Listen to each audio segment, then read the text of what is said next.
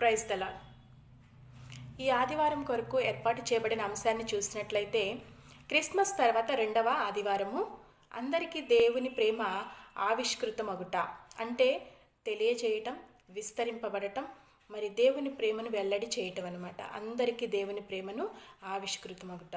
అయితే మనకిచ్చిన బైబిల్ పట్టణాలు చూసినట్లయితే మొదటి పాఠముగా ఆదికాండము 12వ అధ్యాయము 1 నుంచి మరి 7 వచనాలు ఇచ్చి ఉన్నారు. రెండవ పాఠముగా రోమీయులకు రాసిన పత్రిక 8వ అధ్యాయము 31 నుంచి 39 వచనముల వరకు ఇచ్చి ఉన్నారు.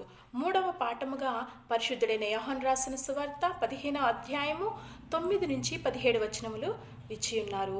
ఉత్తర ప్రత్యుత్తర పాఠ్యభాగముగా మనం చూసినట్లయితే 136వ దావీదు కీర్తన ఇచ్చి ఉన్నారు. అయితే మొదటిగా దేవుని వాక్యాన్ని మనము చదువుకుందుము. యోహాను సువార్త 15వ అధ్యాయము 9 నుంచి 2 వచనాలు చదువుకుందుము. తండ్రి నన్ను ఎలాగూ ప్రేమించెనో నేనును మిమ్మును అలాగూ ప్రేమించితిని. నా ప్రేమయందు నిలిచియుండుడి. నేను నా తండ్రి ఆజ్ఞలు గైకొని ఆయన ప్రేమయందు నిలిచియున్న ప్రకారము మీరును నా ఆజ్ఞలు గైకొనిన ఎడల నా ప్రేమయందు నిలిచియుందురు. ఆయన ఆజ్ఞలు గైకుంటే దేవుని ప్రేమలో నిలిచి ఉంటామంట. మనం ప్రార్థన చేసుకుని మరి దేవుని వాక్యాన్ని కొద్ది నిమిషాలు మాత్రమే ధ్యానించుకుందాము. ప్రార్థన చేసుకుందాం. మహోన్నతుడును జీవాధిపతి అయిన తండ్రి, సృష్టికర్తమైన తండ్రి, ప్రేమ కలిగిన తండ్రి, ఇదిగో నైనా ఈ లోకానికి ప్రేమమయుడిగా మా కోసం వచ్చిన గొప్ప తండ్రివి ప్రభువా. నైనా ఇదిగో నైనా మీ ప్రేమను మా ఎడల వ్యక్తం చేయడానికి, వెల్లడి చేయడానికి మీరు నైనా మరి మీ ప్రియ కుమారుని ఈ లోకానికి ఏ విధముగా నైనా పంపించి ఉన్నారో మేము కూడా ఇతరులకు ఆ విధముగా ఉండాలని మీరు తెలియపరిచిన ప్రకారము మేము ఆ విధంగా ఉండడానికి మీరు సహాయం చేయమని నీ పరిశుద్ధాత్మ శక్తిని నైనా నా మీద ఉంచండి. వినుచున్న వారికి వినగలిగిన మనసును మరి గ్రహించగలిగిన శక్తినిచ్చి వారి కుటుంబాలను కూడా మీరు దీవించండి. నైనా ఇదిగో ఈ పరిచర్యల విషయంలో ప్రభువా నీ ఆశీర్వాదం ఉంచమని అడుగుతూ మరి కొద్ది ప్రార్థన నజరేయుడైన యేసుక్రీస్తు నామమున అడిగి వేడుకొని ప్రార్థిస్తున్నాము తండ్రి. Amen, amen, amen. దేవుని నామ స్తోత్రములండి. మరి మనకిచ్చిన అంశాన్ని చూసినట్లయితే దేవుని యొక్క ప్రేమ అందరికీ ఏ విధంగా మరి వ్యక్తపరుస్తుందో, మరి వెల్లడి అయ్యిందో మనము చూస్తూ ఉన్నాము కదా. మరి మొదటిగా దేవుడు ఏం చేశాడు అంటే మనం చూస్తూ ఉంటాము కదా. మరి ఆది కాలంలో మరి ఆదాము అవ్వ ఏదైనా వనంలో ఉన్నప్పుడు ఆయన ఏం చెప్పాడంటే మొదటిగా తన స్వరూపమందు తన పోలిక చప్పున నరులను చేయుదుము అని దేవుడు మొదటిగా మరి ప్రణాళిక వేసుకున్న దేవుడు. ఎందుకు అంత ప్రేమ మన ఎడల అంటే ఆయనకు తన పోలిక అందు మరి తన స్వరూపమందు తన జీవాత్మను ఊదిన మరి మనుషులను ఆయన జ్ఞాపకం చేసుకోవటానికి ఇష్టము కలిగి ఉన్నాడు. ప్రేమ అంటే ఇష్టపడటం. మొదటిగా ఆ ప్రేమను మనము ఈ లోకంలో చూసినట్లయితే అనేక మంది ఎలా ఉన్నారు అంటే మరి భార్యాభర్తలను చూస్తే ఒకరినొకరు చంపుకుంటూ అనైక్యత లోపిస్తున్న మరి కుటుంబాలుగా ఉంటూ ఉన్నాయి. సహోదరులు చూస్తున్నట్టయితే ఒకరితో ఒకరికి సంబంధం లేకుండా మరి ప్రేమలలో అనలోపించడం మనము చూస్తూ ఉంటూ ఉన్నాము. మరి కన్న బిడ్డలను మనం చూస్తున్నట్లయితే మరి వాళ్ళు ఏం చేస్తున్నారంటే తమ తల్లిదండ్రులను విడిచిపెట్టేసి వారు మరి అనాథాశ్రమంలో కానీ వృద్ధాశ్రమంలో కానీ అలా వదిలిపెట్టేస్తూ వారు పట్టించుకొని స్థితిలో కూడా మనము చూస్తూ ఉన్నాము.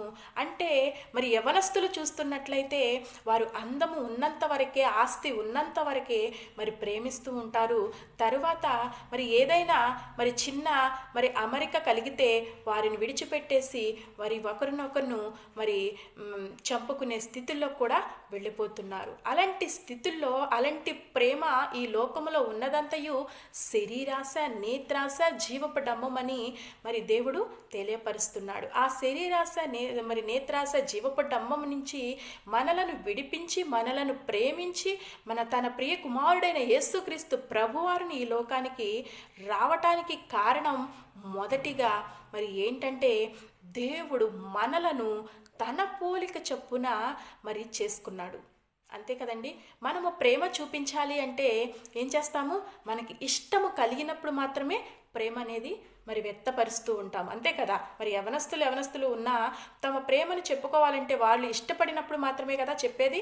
అదేవిధంగా చూసినట్లయితే మరి దేవుడు ఏం చేశాడంటే మనలను ఇష్టపడ్డాడు. ఎందుకు ఇష్టపడ్డాడంటే తన పోలిక చొప్పున మరి తాను చేసుకున్నాడు. తన జీవాత్మను మనలో ఊదాడు కాబట్టే దేవుడు ఇష్టపడ్డాడు. తన ప్రేమ మరి మన ఎడల చూపించాడు. కానీ అంతగా ఇష్టపడి చేసుకున్న మనం ఏం చేసామంటే దారి తప్పి ఆయన ఆజ్ఞను ధిక్కరించాము. ఆ ఆజ్ఞను ధిక్కరించడం వలన వచ్చిందే పాపము. ఆ పాపం వలన వచ్చినదే శాపము. శాపం వలన మరణం అనేది వచ్చింది. ఆ మరణాన్ని తప్పించటానికి మరి మనలను ప్రేమించిన తండ్రి అయిన యెహోవా దేవుడు ఈ లోకానికి తన ప్రియ కుమారుణ్ణి పంపించాడు కదా. మనం ఎవరినైనా మరి ఇష్టపడినట్లయితే, ప్రేమించినట్లయితే వారికి కలిగిన మరి వాళ్ళు చేసిన తప్పులన్నీ కూడా ఏం చేస్తాం, మనము దాచిపెట్టేస్తాం.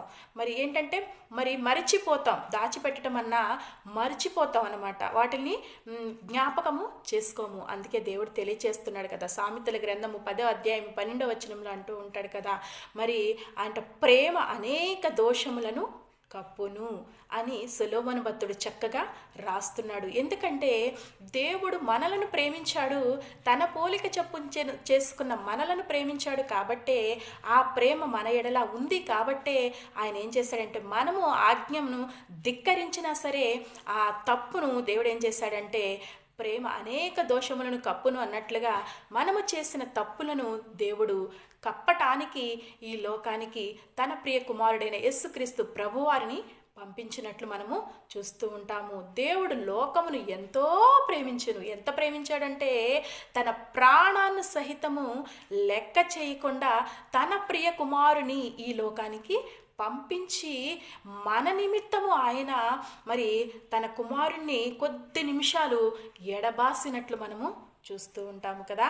మరి అందుకనే మనం చూస్తూ ఉంటాము, మరి దేవుడు తెలియపరుస్తున్నాడు దేవుని ప్రేమ మనకి ఏ విధంగా చూపించారో మనము కూడా ఇతరులకు దేవుని ప్రేమను చూపించాలి అని మరి దేవుడు మనకి ఒక ఆజ్ఞ అనేది ఇస్తున్నాడు. అనాది కాలంలో ధర్మశాస్త్ర ప్రకారము ఆజ్ఞలు ఇచ్చినప్పటికీ కూడా మరి యేసుక్రీస్తు ప్రభువారు వచ్చిన తర్వాత ఆయన 2 ఆజ్ఞలే ఇచ్చారు. అవి ఏంటంటే నీ పూర్ణ బలముతో, నీ పూర్ణ హృదయముతో, నీ పూర్ణ శక్తితో నీ దేవుడైన యెహోవాను సేవించాలి అని తెలియపరిచారు.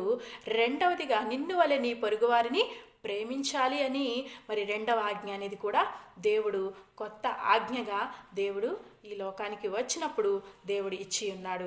మనము చూస్తూ ఉంటాము, మరి ఆనాడు దేవుడు మనలను ప్రేమించి మన కోసం ఈ లోకానికి వచ్చాడు. అయితే మనకిచ్చిన మొదటి పాఠంలో చూసినట్లయితే మరి ఆదికాండము 12వ అధ్యాయము మొదటి 7 వచనాలు మనం చూసినట్లయితే అక్కడ మనకి ఎవరు కనిపిస్తారంటే అబ్రాము కనిపిస్తూ ఉంటాడు. ఆయన అబ్రహాముగా లేడు.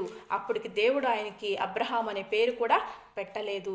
కాబట్టి మనము మాట్లాడే మాట ప్రతిదీ కూడా దేవునికి మరి బైబిల్ ప్రకారముగా మనము మాట్లాడాలి. అయితే అక్కడ చూసినట్లయితే అబ్రామును పిలిచిన దేవుడు ఏమంటున్నాడంటే చూడండి ఒకసారి, యెహోవా నీవు లేచి, ఇక్కడ చూడండి యెహోవా మాట్లాడుచున్నాడు అనమాట, నీవు లేచి నీ దేశము నుండి నీ బంధువుల యొద్ద నుండి నీ తండ్రి ఇంటి నుండి బయలుదేరి నేను నీకు చూపించు దేశమునకు వెళ్ళు. నిన్ను గొప్ప జనముగా చేసి నిన్ను ఆశీర్వదించి నీ నామమును గొప్ప చేయుదును. నీవు ఆశీర్వాదముగా నుందువు. నిన్ను ఆశీర్వదించే వారిని ఆశీర్వదిస్తాను, నిన్ను దూషించే వారిని మరి శపిస్తాను. ఇది చూడండి, భూమి యొక్క సమస్తం మరి చూస్తాం కదా, సమస్త వంశములు నీ యందు ఆశీర్వదింపబడును. చూసారా, దేవుడు అబ్రాముకి ఇస్తున్న వాగ్దానం చూడండి. ఏమని చెప్తున్నాడంటే భూమి యొక్క భూమి మీద ఉన్న సమస్త వంశములు కూడా నీ యందు మాత్రమే ఆశీర్వదింపబడతాయి అని దేవుడు అబ్రాముతో ప్రమాణము చేస్తున్నాడు. చూసారా, అయితే ఇక్కడ చెప్తున్నాడు కదా, అబ్రాము ఎలా ఉన్నాడు అంటే మరి మోగవాటిని మరి ఎన్నికు మరి ఏదేంటి పనికి రాని చెవులుండి వినియు మరి వినలేవు, ముక్కుండి వాసన చూడవు, నాలుగుండి మరి నోరుండి మాట్లాడని వాటి విగ్రహాలు తయారు చేసుకున్న అబ్రాముని దేవుడు పిలిచాడు. ఏమని చెప్తున్నాడు తెలుసా, నేను చూపించే దేశానికి వెళ్ళమంటున్నాడు. అయితే అబ్రాము ఒక్కడొకటి మనం చూస్తూ ఉంటాము. అది ఏ దేశము ప్రభువా అని దేవుణ్ణి ఎదురు క్వశ్చన్ వేయలేదు. మరి అక్కడ అసలు ఎలా ఉంటుంది? మాకు గృహాలు ఉంటాయా, అవి ఉంటాయా, మరి అన్నీ ఉంటాయా, సౌకర్యవంతమైన జీవితం ఉంటుందా అని అబ్రాము అడగల. దేవుడు ఏ దేశానికైతే నేను చూపిస్తాను ఆ దేశానికి నీవు వెళ్ళు అన్నాడు. అబ్రాము విధేయత కలిగి మరి వెళ్ళినట్లు మనము చూస్తూ ఉంటాము. మొదటిగా దేవుడు అబ్రామును మరి చక్కగా అక్కడ పిలుస్తున్నట్లు, అక్కడ ప్రత్యక్షమైనట్లు మనము చూస్తూ ఉంటాము. అక్కడ ప్రత్యక్షమయ్యి దేవుడు తన ప్రేమను మరి అబ్రాముకు తెలియపరుస్తున్నాడు. ఏమని తెలియపరుస్తున్నాడంటే, నీ భూమి మీద ఉన్న సమస్త మరి వంశములన్నీ కూడా నీ వలన ఆశీర్వదింపబడతాయి అని తెలియపరిచాడు. అట్టి వాగ్దానాన్ని దేవుడు నెరవేర్చేటట్లు మనము చూస్తూ ఉంటాము. మరి క్రీస్తు మరి అలా ఆ వాగ్దానం ఎలా నెరవేరిందంటే, యేసుక్రీస్తు ప్రభువారు వారి వంశం యూదా వంశం నుంచి వచ్చి మరి ప్రతి ఒక్క మరి ఆ వంశావళిలో నుంచి వచ్చి మరి ఆ వాగ్దానాన్ని నెరవేర్చాడు. మరి అబ్రహాము ఆశీర్వాదానికి కారకుడయ్యాడు. మనం చూస్తాము. అబ్రహాముని పిలిచినప్పుడు మరి దేవుడు ఆ విధంగా ప్రత్యక్షమైనట్లు మనము చూస్తాము. ఆయన ప్రేమ ఎలాంటిది అంటే మరి ఎడబాయని ప్రేమ అనేది మనము చూస్తూ ఉంటాము.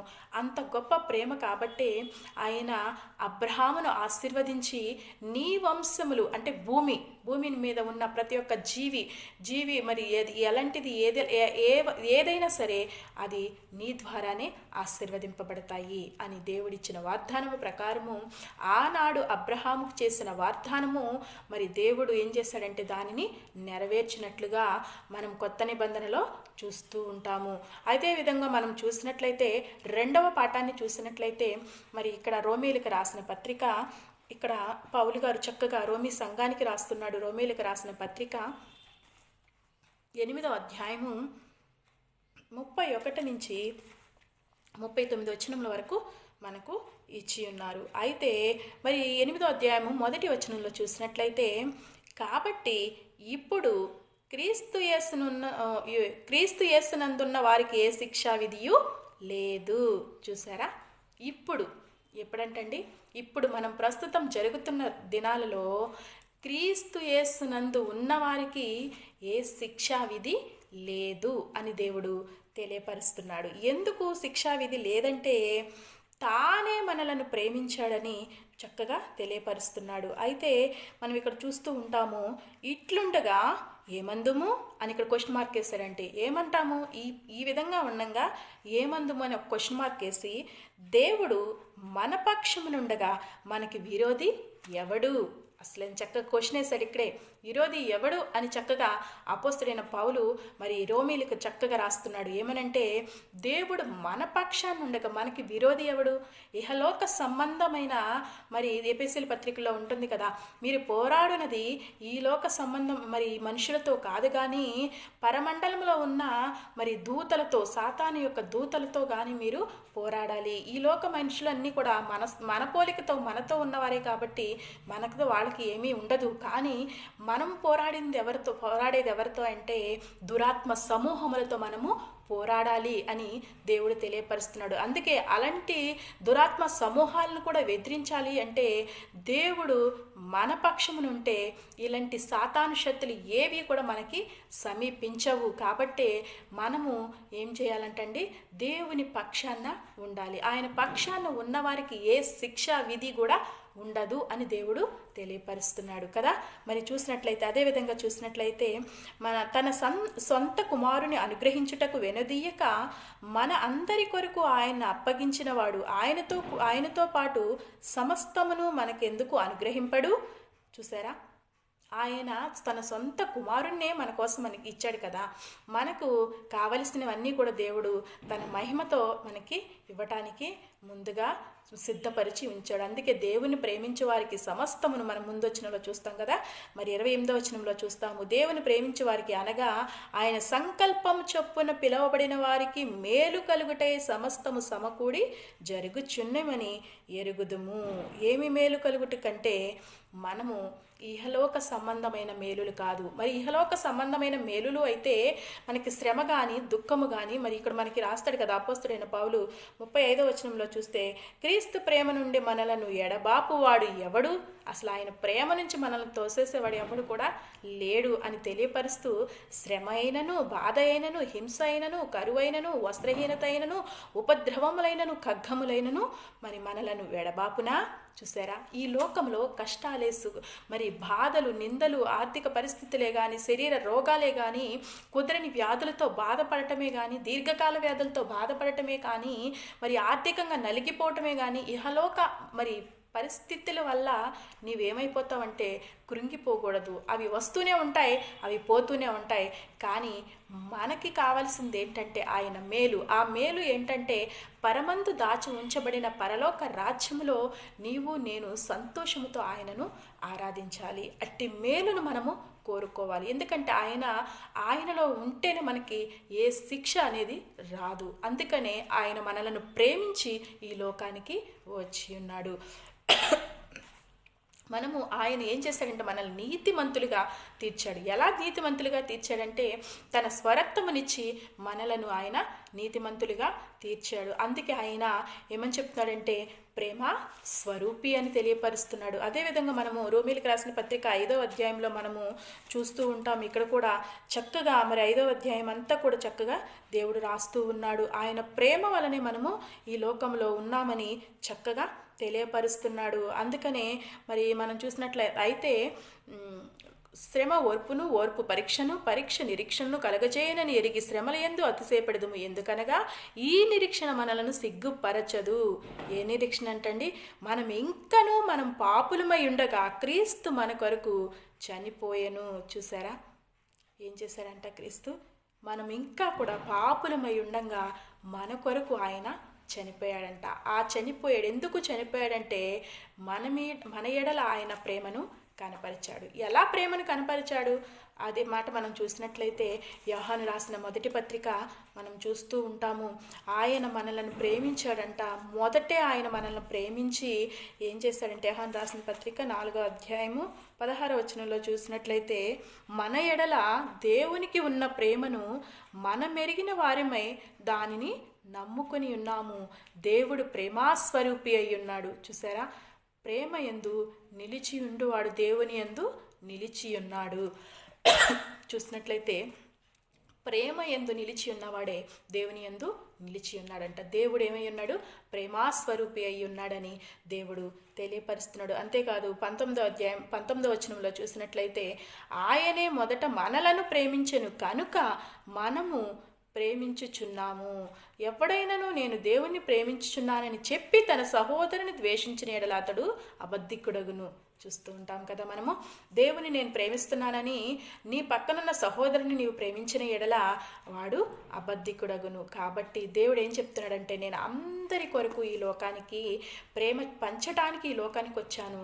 కాబట్టి మీరు కూడా మరి ఆ ప్రేమను ఇతరులకు తెలియచేయండి అన్నాడు. ఆ విధముగా మరి దానియేలు చూసినట్లయితే నీవు నాకు బహుప్రియుడవు అని చక్కగా దానియేలు గ్రంథంలో మరి దానియేలును గురించి దేవుడు తెలియపరుస్తున్నాడు. బహుప్రియుడయ్యాడంట. అందుకని కీర్తనల 91లో చూస్తూ ఉంటాము.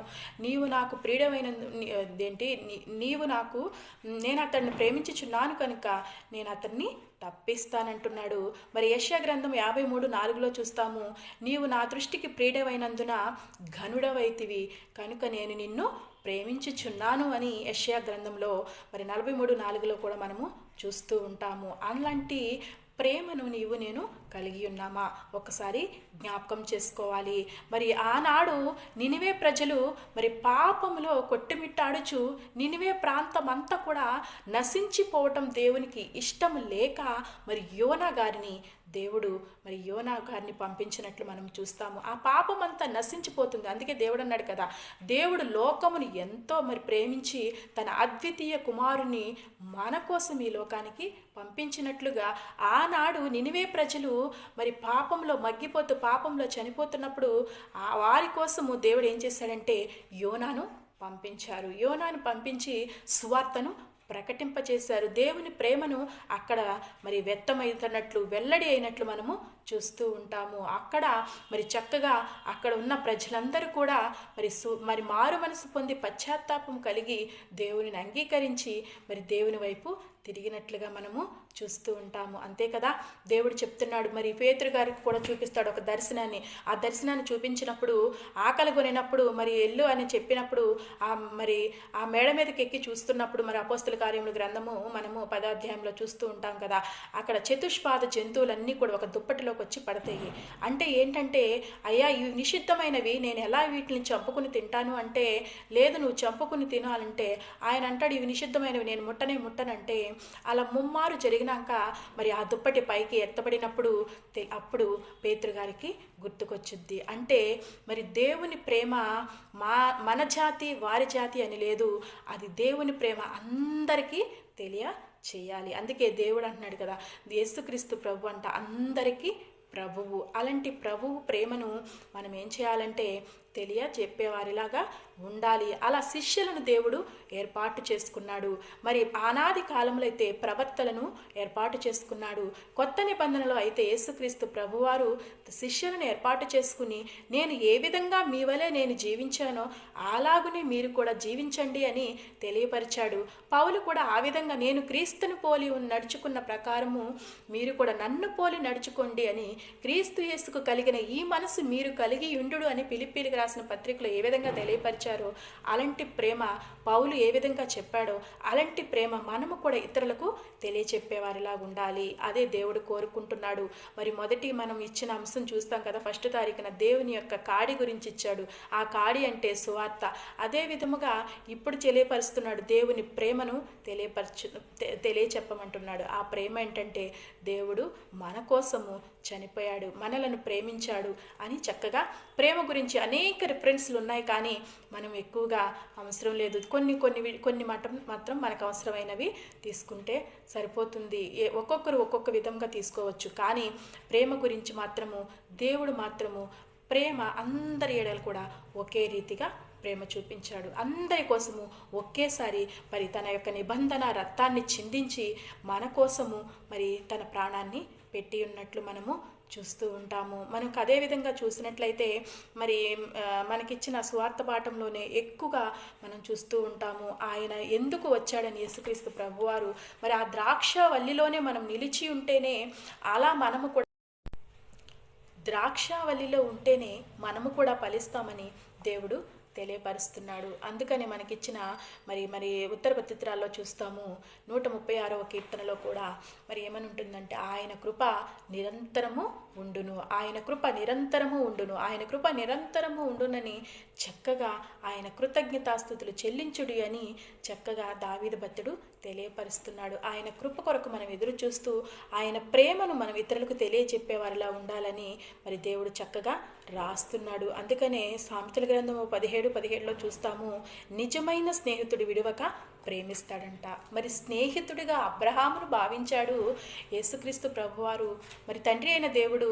అందుకనే చక్కగా ఒక స్నేహితుడితో మాట్లాడినట్లుగా అబ్రహాంతో మాట్లాడేవాడంట. ఇప్పుడు మనలని దాసులుగా అని అనుకోకుండా స్నేహితులుగా ఉండమని దేవుడు కోరుకుంటున్నాడు. స్నేహితులు అయితే మన స్నేహం అయితే ఇతరులకు చక్కగా మనం ఏది దాచుకోకుండా ఫ్రెండ్షిప్లో అన్నీ చెప్పుకుంటూ ఉంటాం. అదే దాసుడైతే తన యజమానికి భయపడుతూ ఏది కూడా చెప్పడానికి కూడా నిరాకరిస్తూ ఉంటాడు. కాబట్టి దేవుడు తెలియపరుస్తున్నాడు, మీరు ఎలా ఉండాలి అంటే మరి దేవునితో మరి ఐక్యము కలిగి దేవుడు ఏ విధంగా తన ప్రియ కుమారుని లోకానికి పంపించాడో, ఆయన ఏ విధంగా తన ప్రేమను వ్యక్తపరిచాడో ఆ విధముగా మీరు కూడా ఉండండి అని దేవుడు తెలియపరుస్తున్నాడు. కాబట్టి ఒకసారి మనము జ్ఞాపకం చేసుకోవాలి, దేవుని ప్రేమను ఇతరులకు తెలియచెప్పేవారిలా మనము ఉండాలి. మనం చూసినట్లయితే యోహాను సువార్త 17వ అధ్యాయం 23వ వచనము, మరి 13వ అధ్యాయం యోహాను సువార్త 13వ అధ్యాయం 34వ వచనము, యోహాను సువార్త 15వ అధ్యాయము 12వ వచనము, ఇవి అన్నీ మనం ఈ 3 రిఫరెన్స్లు కూడా ఒకే మాట మనకి తెలియపరుస్తుంది. ఏంటంటే యేసు మనలను ప్రేమించినట్లు మనం ఏం చేయాలంటే ఒకరినొకరిని ప్రేమించే విధముగా ఉండాలి. దేవుడు అదే తెలియపరుస్తున్నాడు. మనం ఇతరులను ఏ విధంగా ప్రేమించాలి అంటే మనము మన క్రియల ద్వారా ప్రేమించాలని దేవుడు తెలియపరుస్తున్నాడు. క్రియలు లేనిది మరి ఏ పని కూడా మరి చేసినా వ్యర్థమే. కాబట్టి క్రియలతో దేవుణ్ణి ప్రేమించమని దేవుడు తెలియపరుస్తున్నాడు. అట్టి కృపను మనము దేవుని యుద్ధ నుంచి పొందుకున్నాము కాబట్టే దేవుడు కూడా మనకు తెలియపరుస్తున్నాడు. ఏమనంటే మీరు నన్ను పోలి నడుచుకోండి అని చక్కగా దేవుడు తెలియపరుస్తున్నాడు. అంతేకాదు మరి మనం చూసినట్లయితే యోహాను రాసిన మొదటి పత్రిక మనం చూస్తూ ఉంటాము. 13వ అధ్యాయము, యోహాను సువార్త 13వ అధ్యాయము 1-2 వచనాల్లో చూస్తే ఆయన మనల్ని ఎప్పటి వరకు ప్రేమించాడంటే అంతము వరకు మనలను ప్రేమించాడంట. మొదట ప్రేమించాడు, చివరి కూడా ప్రేమించాడు. తర్వాత మనకేం చెప్పాడంటే పరిశుద్ధాత్మను మన ఎడల విడిచిపెట్టి పరిశుద్ధాత్మ శక్తిని మనకి వదిలిపెట్టి పరిశుద్ధాత్మను మన మీద ఉంచి ఆయన తిరిగి మరి ఆరోహణమయ్యాడు. మళ్ళీ రానై ఉన్నాను అని కూడా దేవుడు తెలియపరుస్తున్నాడు. మన ఆయనకి వెళ్ళిపోతూ కూడా మనల్ని విడిచిపెట్టలేదంటండి. మన కొరకు ఆయన మరి పరిశుద్ధాత్మను మన ఎడల ప్రేమ మరి చూపించాడు కాబట్టే పరిశుద్ధాత్మను విడిచిపెట్టి మనకి వెళ్ళాడు. మనం చదువుకున్న యోహాను సువార్తల 15వ అధ్యాయం మరి చూస్తూ ఉంటాము. మరి అదే విధముగా రోమీయులకు రాసిన పత్రికలో 8వ అధ్యాయంలో కూడా మనము చూస్తూ ఉంటాము. ఏంటంటే పరిశుద్ధాత్మ సహవాసంలో మీరు ఉండండి, అట్టి ప్రేమను మీరు కలిగి జీవించండి, అప్పుడే మీరు విజయము పొందుకుంటారు అని చక్కగా దేవుడు తెలియపరుస్తున్నాడు. మనం అందుకే చూస్తాము యెషయా గ్రంథం మరి ఇర్మియా గ్రంథం 31 మరి 3వ వచనంలో చూసినట్లయితే శాశ్వతమైన ప్రేమతో నేను నిన్ను ప్రేమిస్తున్నాను, విడువక నీ ఎడల కృప చూపిస్తున్నానని దేవుడు తెలియపరుస్తున్నాడు. ఎందుకంటే దేవుడు నీతిమంతుల మీదను అనీతిమంతుల మీదను చెడ్డవారి మీదను మంచివారి మీదను తన ప్రేమ ఒకే రీతిగా నిన్న నేడు నిరంతరము ఒకే రీతిగా ఆయన ప్రేమ అనేది ఉన్నది మనం చూస్తూ ఉంటాము. ద్వితీయోపదేశ కాండము 7వ అధ్యాయంలో కూడా 8-7 వచనాల్లో చూస్తూ ఉంటాము. ఆయన ఏం చేశాడంటే మరి మనం చూస్తూ ఉంటాము, యెహోవా మిమ్మును ప్రేమించిన ప్రకారము మీరు కూడా ఆయనను ప్రేమించండి. అందుకే మరియు చక్కగా అగాపే అంటే దేవుని యొక్క ప్రేమ. అట్టి ప్రేమ ఏంటంటే షరతులు లేని ప్రేమ, అమరికలు లేని ప్రేమ. అది దేవుడు తెలియపరుస్తున్నాడు. అంతరిక్షం మరి అయినా కానీ కింద భూమి యందు మరి లోతైనా కానీ ఎంత మరి ఎక్కడ చుట్టూరు మనకి ఏది పొడవు ఎడల్పు ఏదున్నా సరే దేవుడు తెలియపరుస్తున్నాడు, ఏది మీకు హాని చెయ్యదు. ఎందుకంటే దేవుని యొక్క ప్రేమ నుండి మిమ్మల్ని ఎడబాపువాడు ఎవడు, మనకు విరోధి ఎవడు అని దేవుడు ఈ సంవత్సరంలో నీతో మాట్లాడుతున్నాడు.